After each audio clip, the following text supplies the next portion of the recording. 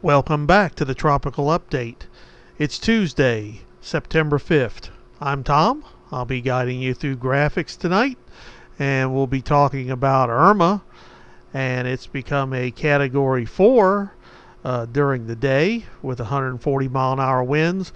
Last we looked, it was still moving west at, I believe, 13 miles an hour. That's coming up here just in a minute. Well, first up, let's look at our computer guidance models. They have changed, and they have not changed for the better. They have moved further west, which puts the tracks right over Florida, either the east coast or right up the center. Again, they're very far out. These could change. They could actually trend more to the west. So we have to keep a good eye on them. We'll know more in the next couple days, mainly because we're getting more data from the hurricane hunters that are out there. So the more data they put into the computer models, the more accuracy they have. And today they're a little more accurate. And here is the newest with the warnings and watches. They have now put up a hurricane warning for Puerto Rico and the Virgin Islands. Plus the upper Leeward Islands are all under a hurricane warning now. A little further south, they have a tropical storm warning and a tropical storm watch. Next up, here's our latest we have on it. This is 11 p.m. It was 410 miles east of the Leeward Islands. Winds were 140 miles an hour. The pressure was 943 millibars, and it was still moving west at 13 miles an hour, and they're expecting it to make sort of a northwest turn soon, and that's really what they're looking for as to see how close it's going to get to the islands. And next up is our cone, and it puts the islands such as Puerto Rico and the northern Leeward Islands in its path. So that's why all those warnings are out. You can also see where the cone ends is right down near the middle of the Florida Keys. But you can also see that the error rate, it could be up in Florida or it could be down in Cuba.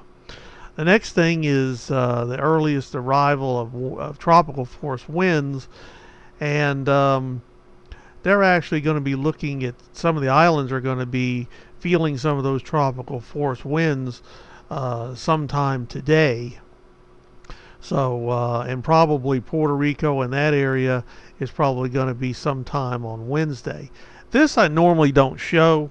A lot of people show these on the internet, how intense it's going to be, and this one has shown pretty much for the last couple days that it's going to stay at a Category 4. It's not going to go to Category 5 and 6 and all these crazy things you hear. So, but Category 4 is very, very dangerous hurricane. And here is a picture of it, and you can see the banding is very good. A lot of convection near the center.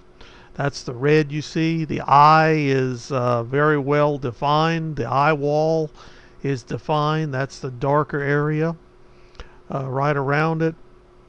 And you can actually see some of the islands to your left, and they are probably going to be seeing some of the high clouds, the banding.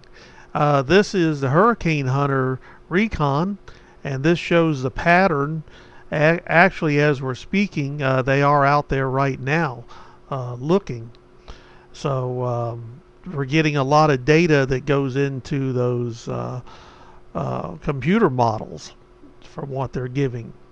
Now, the next up I want to show you is this is the history of wind, and it also shows sort of the track which it's been going, and you can see it's been taking that little bit of that south of due west course. Now what they're looking for is when this is going to make the northwest turn. If it stays on this track even a few more hours longer than they think, there's going to be problems for the islands more. What if you live in Florida? Well, Governor Scott declares a state of emergency for all Florida counties. He says it's time to prepare. And Irma is a dangerous Cat 4.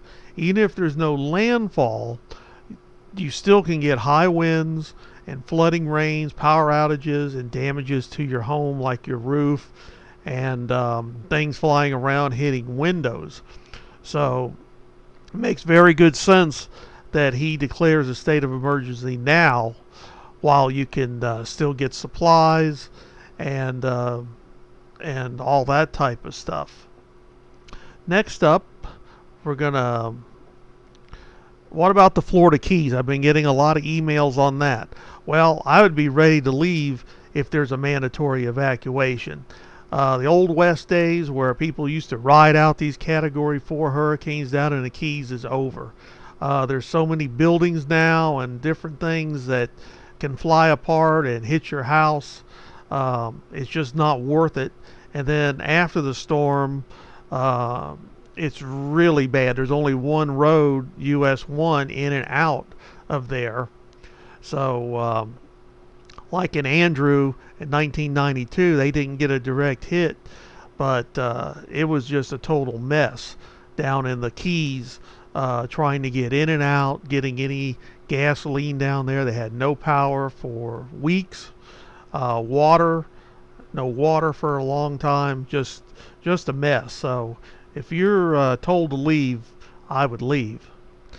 And this is after the hurricane. This is what I had with Andrew, a Category 5. I had no power for 7 days. Had no city water that you could drink for about a week. No cable TV for 2 weeks. Had no hot water. The next day it was 90 plus degrees and full sun, not a cloud in the sky.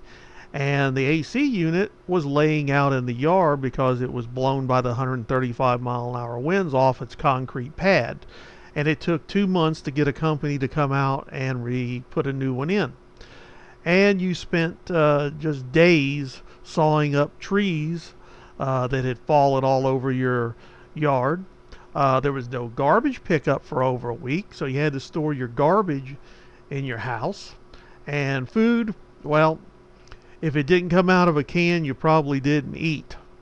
So when they tell you that you need to go, you need to go. Well, thank you for tuning in tonight. We appreciate all the subscribers. We're going to keep a good eye on the new models as they come out. And maybe we'll get lucky and they'll trend more off into the ocean or off into the Gulf and spare Florida. But right now, people in Florida just need to be aware of what's going on and what could possibly happen. But it is days away. So just keep track of the weather on TV and radio, and make sure you check back with us as soon as you can, and we'll be on top of it.